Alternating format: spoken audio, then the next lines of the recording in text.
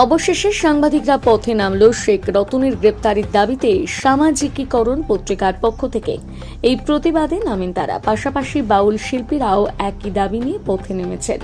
যেখানে হিন্দু মুসলিম একসঙ্গে বসবাস করে বাংলায়, যেখানে মুখ্যমন্ত্রী নিজে বলছেন কোন রকম জাতপাত নিয়ে ভাগ করা যাবে, অভিযোগ করা হয়েছে বিভিন্ন থানায়। সাধারণ মানুষও রুখে দাঁড়িয়েছে এই বাংলায়। এরকম ধরনের পোস্ট করা যাবে না, যারা করবেন তাদের কঠোর শাস্তির ব্যবস্থা করতে হবে। এই নিয়ে প্রশাসন খোঁজ চালাচ্ছেন শেখ রতনকে। এখন সেই ভুয়ো সাংবাদিক পলাতক। যারা ধর্ম নিয়ে বা দেশ নিয়ে উল্টোপাল্টা পোস্ট করবেন তাদের কড়া হাতে পদক্ষেপ নিতে হবে, জানালেন সামাজিকরণ বার্তার সম্পাদক কানাইলাল বিশ্বাস। তিনি আরো বলেন, যারা শেখ রতনকে মদত করেছেন তাদের বিরুদ্ধে ব্যবস্থা নিতে হবে প্রশাসনকে।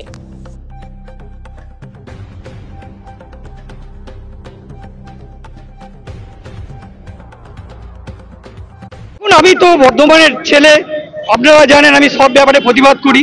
সাংবাদিক নিগ্রহ নিয়ে আমি একমাত্র প্রতিবাদ করি, রাজ্যের জেলায় জেলায় কেউ করে না।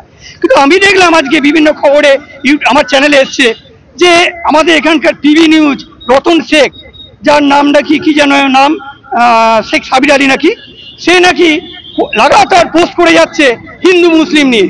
বলছে আমি হিন্দু, আমি মুসলিম, হিন্দু একটা বয় গার্লফ্রেন্ড আমি রাখবো, তাকে আমি সবকিছু দিয়ে ভরিয়ে দেবো।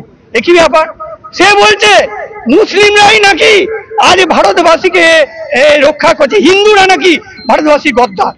এইভাবে হিন্দু মুসলিমের মধ্যে বিভেদ সৃষ্টি করছে, বিভাজন সৃষ্টি করছে, হিংসা ছড়াচ্ছে, ওই হিংসা ছড়িয়ে বিচ্ছেদ করার চেষ্টা করছে, দাঙ্গা লাগানোর চেষ্টা করছে, মা বোনদের আজে বাজে কুৎসিত ইঙ্গিত দিচ্ছে।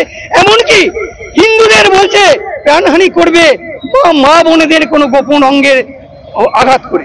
তাহলে এটা কি ব্যাপার? আমাদের মা বোনকে একটা ইউটিউবার সাংবাদিক যদি বলে আজে বাজে কুৎসিত কথা বলে, তাকে অপমান করে, তাকে যে কুরুচিকর মন্তব্য করে, আমি মেনে নেব না। আমি কারোর খাইও না পড়িও না। সাংবাদিক নিগ্রহ নিয়ে যেমন লড়ি, সাংবাদিকরা অন্যায় করলে পাশে দাঁড়াবো। আমি বলবো এটা আমাদের দোষ, জনগণের, জেলা প্রশাসনের। তারা কোনোদিন দেখে না কে অরিজিনাল সাংবাদিক, কার আছে।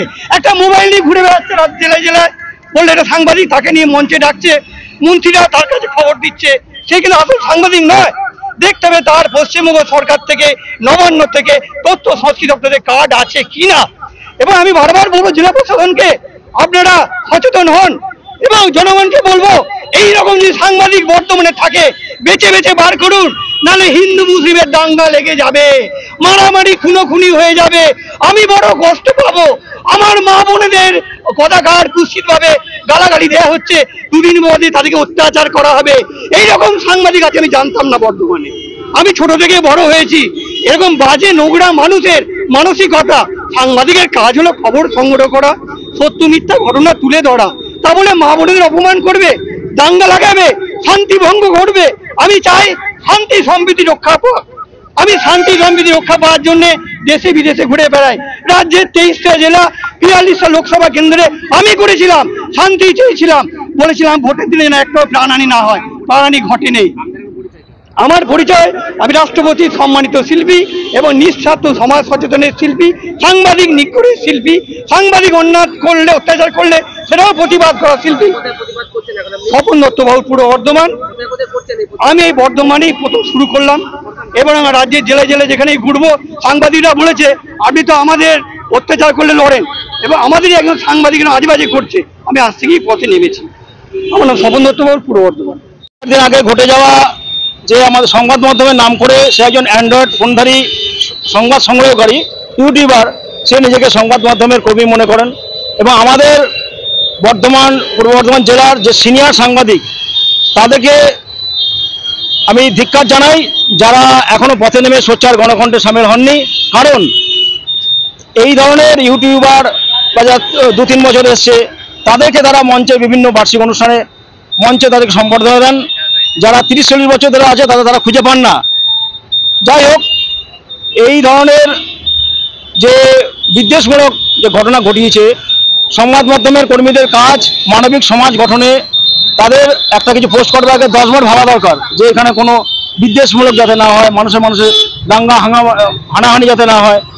এবং এই ভয়ঙ্কর একটা অন্য ধর্মের বিদ্বেষমূলক, একদমই খুবই ভয়ঙ্কর মূলক যে অমানবিক যে পোস্ট করেছে তারপরেও তার বিরুদ্ধে সোচ্চার গণকণ্ঠে সামিল না হওয়া মানে তাকে, তার নাম শেখ সাবির আলী ব্র্যাকেটে রতন, তিনি একজন ব্যবসায়ী, একজন অ্যান্ড্রয়েড ফোনধারী, সে একজন সংবাদ সংগ্রহকারী, তাকে সাংবাদিক বানিয়ে বিভিন্ন মঞ্চে তাকে সম্বর্ধনা দেওয়া হয়েছে।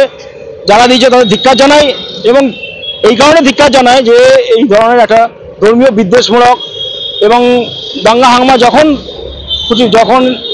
তখন এটা ঘটে যেতে পারে, সেরকম একটা আগুন নিয়ে খেলা, এবং তারপরেও কোনো সোচ্চার গণকণ্ঠে তারা পথে নেমে তারা এখনো সোচ্চার হননি। এতে তো সাংবাদিকের নাম বদনাম হচ্ছে, বিভিন্ন জায়গায় ফেসবুকে পোস্ট হচ্ছে একজন সাংবাদিক এরকম ধরনের পোস্ট করেছে না, তো তাতে তো সাংবাদিকদেরও তো গায়ে লাগার কথা। হ্যাঁ, সাংবাদিকদের গায়ে লাগার কথা। আমি তো 3-4 দিন হয়ে গেল, প্রথমেই বললাম 3-4 দিন হয়ে গেল তারা এখনো পথে নেমে সোচ্চার গণকণ্ঠে সামিল হননি। তার মানে তারা প্রত্যক্ষ অথবা পরোক্ষভাবে তাকে সমর্থন জানিয়ে যাচ্ছেন। সেই কারণে সেই সাংবাদিকদেরকে আমরা আর সম্মান জানাতে পারবো কিনা সেটা ভেবে দেখতে হবে। আপনিও তো একজন সাংবাদিক। হ্যাঁ, আমি সাংবাদিক। আমি যেহেতু সংবাদ মাধ্যমে আছি 30-35 বছর ধরে, আমি বিভিন্ন সংবাদপত্র, আগে চিঠি লেখা, ছোট ছোট সাহিত্য সংস্কৃতি খবর লেখা, সামাজিক খবর, তারপর আমি সাংবাদিক মাধ্যমে এসে 12 বছর ধরে আমরা কয়েকজন মিলে একটা সামাজিক বার্তা কাগজটা, গভর্নমেন্ট রেজিস্ট্রেড আমরা কাগজটা চালাচ্ছি।